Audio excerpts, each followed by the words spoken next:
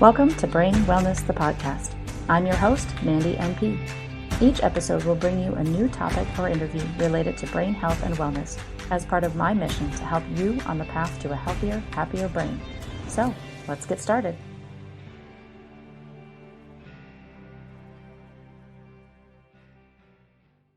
Hello, everyone, and welcome back to another episode of Brain Wellness, the podcast. Today, my guest is Michelle Steiner.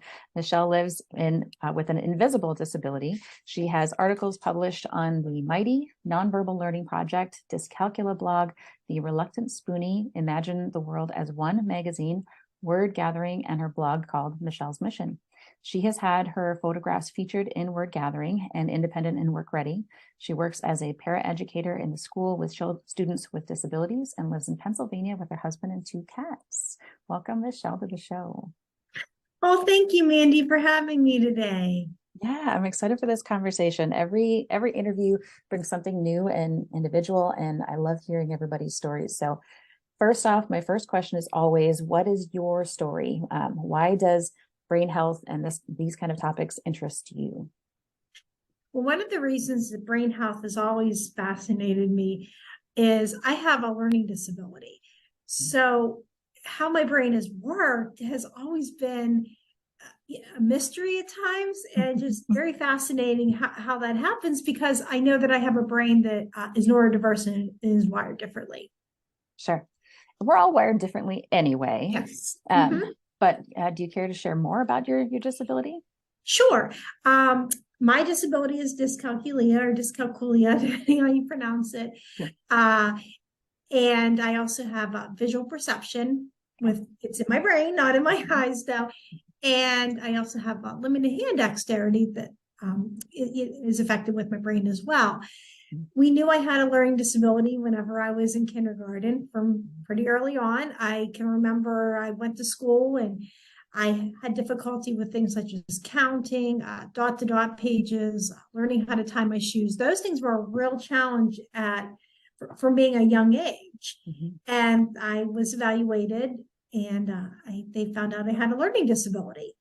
So from early on, we knew that my brain was different, and of course everybody's is, but I was going to need some extra services to be able to help me out. And I can remember one of the first things we did was I had to repeat kindergarten again. And I was in a new school, and I began to receive specialty instructions to begin just to learn how, to count, and just to have all those things, all those skills.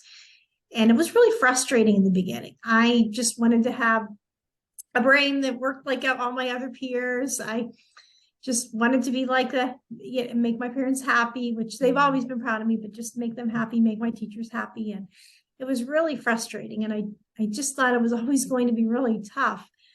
I can remember, though, that eventually some of the strategies were working in other areas, except for math. That was always the bugger.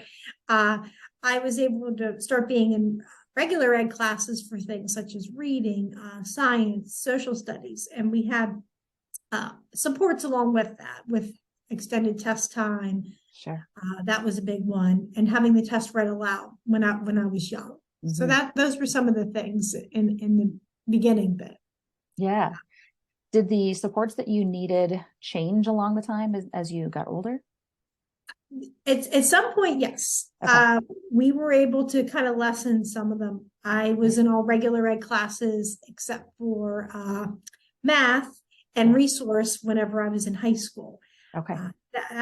Those were some of the services that they got cut. And I also had speech therapy because I had fluid in my ears. And that was only until 5th grade. And after that, I was able to be not needing that service. So some of the services were reduced. Sure. And the services, did you have them mostly during the school day, or did you have some outside of school as well? I had all my services that were during the school day. Okay. So after school, you got to be a normal kid. Yep. For the most, I got to be a normal kid for the most part. Yeah. And also the needs changed a little bit too. Yeah. It was easy when we got that down pat of what I needed to do to be a successful student. but then became, well, what am I going to do after school?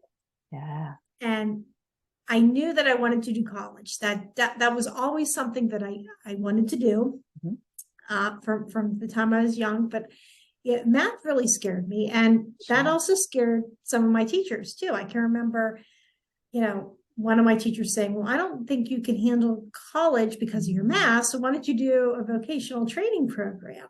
Sure. And that just didn't feel like the right fit for me. What helped you get past that? Did you ultimately get to college, I'm assuming? Yes. What helped me get past that was I had one encouraging teacher that told me, you can do college. There's people that have disabilities. And I was hearing that. I was like, I can't believe that. Yeah. And I also got connected with Office for Vocational Rehabilitation. And they were able to say, okay, well, maybe we'll do community college and we'll find you a program that, that has services, accommodations for disabilities. And I did run into some roadblocks even before I got to that too. I can remember the psychiatrist who evaluated me. I'm a terrible test taker. Told me, you're most likely not going to go beyond community college. And that really discouraged me. Yeah. And when I got there, there was a lot of people that, there was just that stigma, like, oh, you're getting an unfair advantage if you use disability services, or your job choices are going to be limited. And I can remember I didn't use them, and my grades really dropped because I wasn't using the right services that were out there. And I can still remember I had that professor that told me, why don't we at least get you extended test time? And once I got that, I didn't do well in her class, but I was able to pass. Was able to graduate with my associates in early childhood education. I worked in a lot of childcare centers. I was able to move out on my own, but I always wanted more for myself. And then for financial reasons, I didn't move back in with my parents for a while. And I decided this is the time I'm going to try. All I have to do is try to go back to university. And I found a program that interested me and had the least amount of math possible. And I used all those accommodations and once I just fully embraced that, school was my job, I was able to use all those services. My grades improved. I made Dean's List one semester, and I was able to graduate with a bachelor's degree, which they told me I couldn't do. Right. You pushed through. Where did that belief in yourself come from, that you just knew that you wanted to do it despite what people were saying? I think I told myself I just had to try, and I had to find what interested me. And it just, a lot of that just, I just wanted to be able to try. And if I failed at it, then okay, at least we know we made an attempt at it. And I knew that I could handle a lot of classes, and it wasn't the end of the world if I didn't get an A, or I didn't get a B in a class. Everybody kind of, stumbles and falls and those things. That's not the end of the world. That's something you should try for. So I knew that I could do it. As long as it wasn't a math class. That was always the ones that were difficult, were that. So that gave me that encouragement. Good. Assuming you had some support from family as well. Yes, my parents were wonderful. I was able to, they were always encouraging with school and things like that. Just tell me, okay, keep on trying. You got this. Definitely. And I had a relative that worked on campus and was able to take me because I can't drive because of my visual perception. So that also came in as a real help. Yeah. How did your visual perception come into play as you were going through the classes? Did that make things a little bit more difficult as well? It made certain things difficult. I can remember I was a good reader, but we always had to keep a little piece of paper underneath so I could be able to track as I read, because sometimes I would end up losing my place, or if I had to fill like a chart in or something, that could be difficult. That made it hard. It was more in gym class. We kind of knew I wasn't the most coordinated. I would take whenever a ball came at me. So we knew driving was going to be a real challenge. So my parents they waited a year before I got my license. The school even offered a driver's education class, not behind the wheel, but gave like the rules of the road. And I honestly think that had to be the class that was about as useful as math was to me, because I wasn't be able to drive, but Yeah, we didn't know that at the time. So sure. we knew it was going to be a challenge. So we waited that year. And my parents, right around when it was time to try to attempt to drive, Hmm. they we lived out in the country and we had a field, and they put me on the lawnmower to go mow this field. And instead of making those really nice, smooth lines, I ended up making crop circles. So now the mystery solved. We know where they come from. It's Michelle. And She did it. yeah, I did that.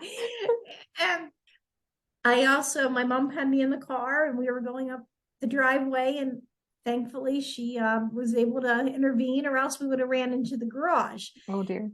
And at that point, I was evaluated at a rehabilitation hospital on visual perception with driving. And Yeah. I passed everything, was great. My vision was wonderful. I had enough sense to know what to do when I was on the road.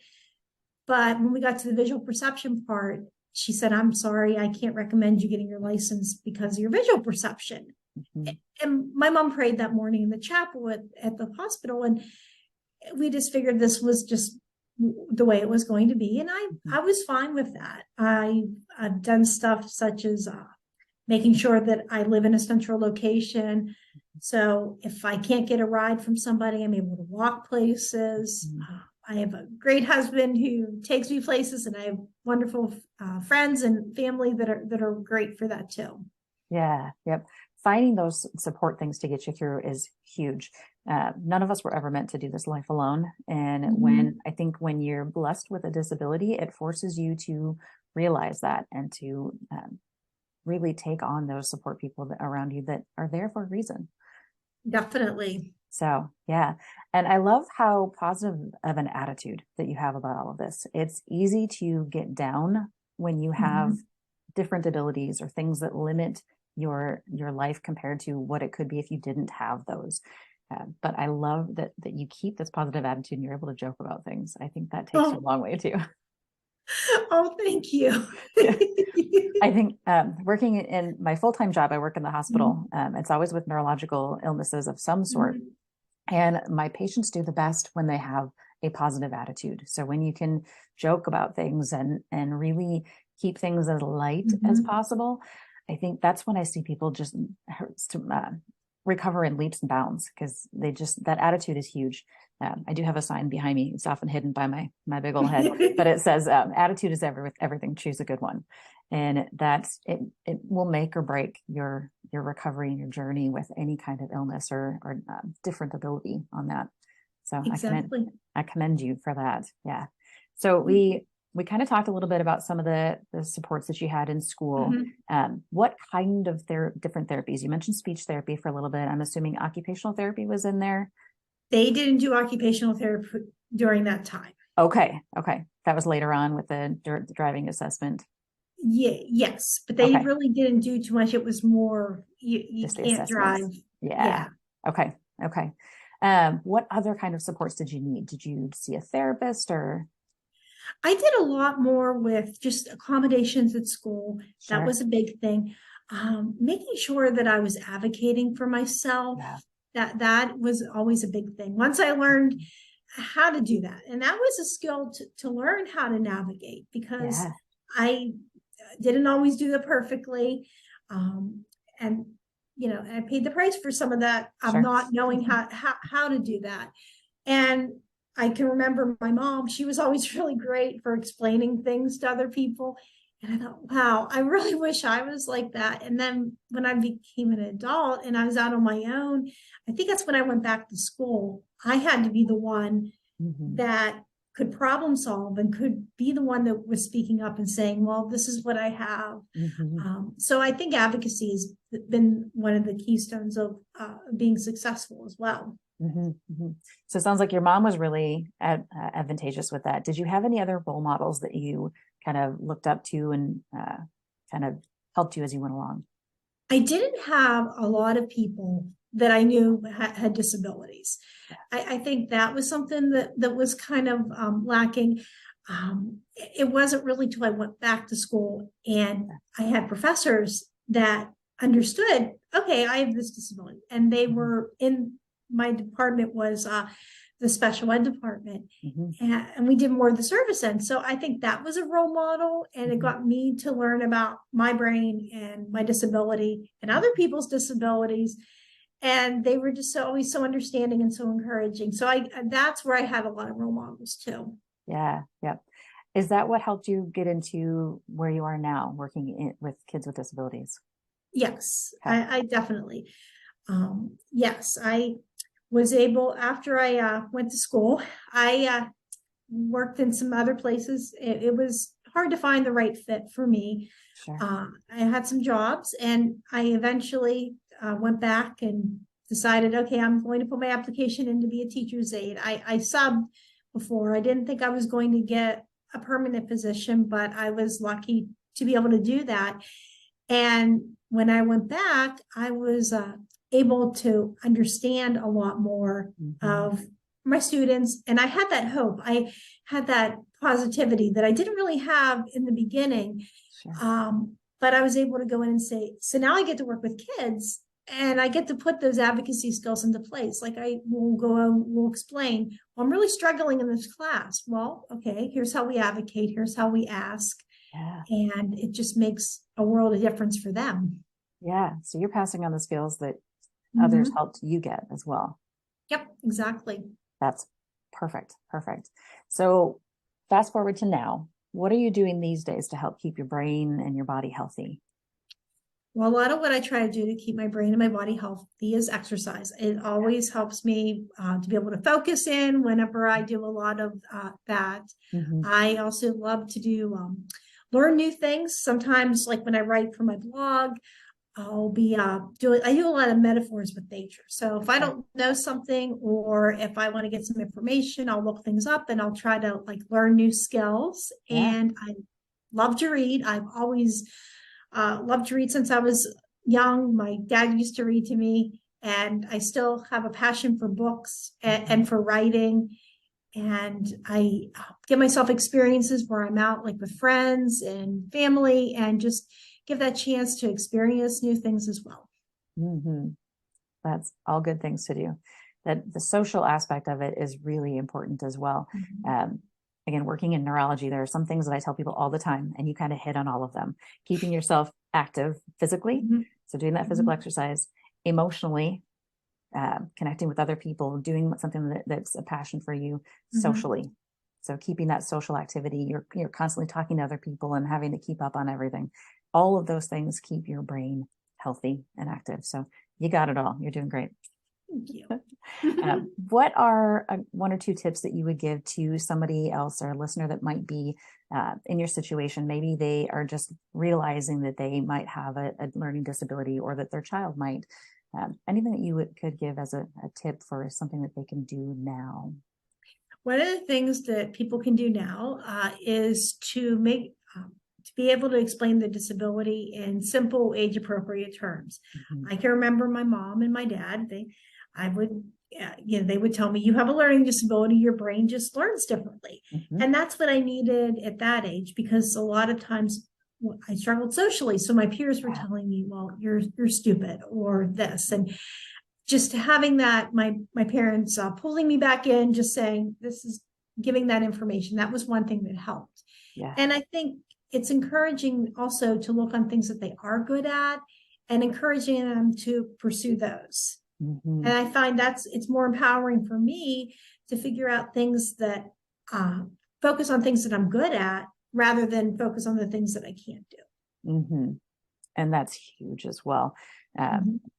A lot of times we get stuck on the things that people can't do. And it's absolutely imperative that we focus on what you can, because that's where we build people up and they gain the confidence to do the things like you're doing now. Just being the best you that you can be. Yes, exactly. Yeah, very good. Very good. So you're teaching now. Are there any special things you're doing on your blog that you'd like to share, or Sure. projects? Yeah. Yes, I'd love to. One of the things I love to do is I love to take pictures. Yeah. And if I can't, sometimes I'm able to bring out details that a lot of other people miss. Yeah. And some of that is due to, okay, I'll be in the car and I'm not driving, and I'll see something. I'll say, my husband, I'll be like, did you see that? And of course he's concentrating on the road, so he can't see certain things. And I get to go back on a walk a lot of times, and I get to take a picture of that. And nature is really powerful. I'll do pictures of flowers or just other really interesting things that I get a chance to see. And I get to feature that in my blog. Yeah. And I also try to write a lot of disability articles, because a lot of times people, when they hear learning disability, they think, oh, well, you can't learn, or there's all that stuff you can't do. Mm-hmm. And they don't understand a lot of it. It's just the brain's wired differently, and they just need different ways to do things. So I try to put a lot of disability articles on there as well, and try to combine my, the love for nature and things like that, and be able to incorporate that in with my writing. Mm-hmm. Yeah. And you have been published in many different things, it looks like. So yes. And that has been, and that has also been very healing for me as well. Yeah. I can remember I always loved writing, and I had a friend that told me, you really should write about having a disability. And all those years ago, I was like, I don't know if I really want to write about this. And I think I went through writing some pretty bad poetry at that point. And but once I wrote that article, the first one about having the limited hand dexterity and my struggle with opening up our lock on our front door, and just, that was the most healing thing I ever did. I got so many connections with other people that said, oh, I struggle with that too. I've struggled with that, but I thought I was the only one. And that helps me to be able to connect with others that also have the same challenges that I do. Yeah. Yep. That can be very therapeutic. Several of the interviews that I've had recently, people kind of got over different things in their life because of that. Journaling or writing or something, putting it down on paper, it can be very therapeutic when you talk about those. And exactly, it helps you connect with other people. So I love that you're doing that. Anything special coming up that you want our listeners to watch out for? Sure. One of the things that I am coming up, one of the writing groups I was involved in, we are supposed to be putting out a book. I'm not sure the title. We just got the news today that we got to get the cover done, and it's in its final stages. So I have a few stories in that. So that'll probably be coming out on the details, hopefully on the blog. And I have some other things that I'm pursuing as well. So those will be coming out soon. Awesome. And where can people find you if they want to follow up on all of those things coming up? Sure. You can find me at michellesmission.blog, or you can find me on Facebook or on Instagram, Steiner 7250. Okay. Awesome. I'll include all of those in the show notes as well, so people can find you easier. Yeah. Anything else you want to share that I didn't ask about that you just want to get out there? I think that we covered everything. Awesome. Well, it's been a pleasure to get to know you today, Michelle. Thank you so much for sharing your story. I think it's important to get that out there and just let people know that it's not something to be scared of. It's just something that makes life a little bit more interesting to navigate through, but you can certainly do it, and you've become very successful. So great job. Thank you. Yeah. Thanks so much for being on today.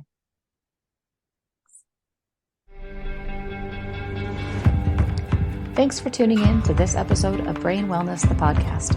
If you enjoyed this episode, I encourage you to subscribe, like, and share this with others to help me continue on with my mission to help people live healthier, happier lives.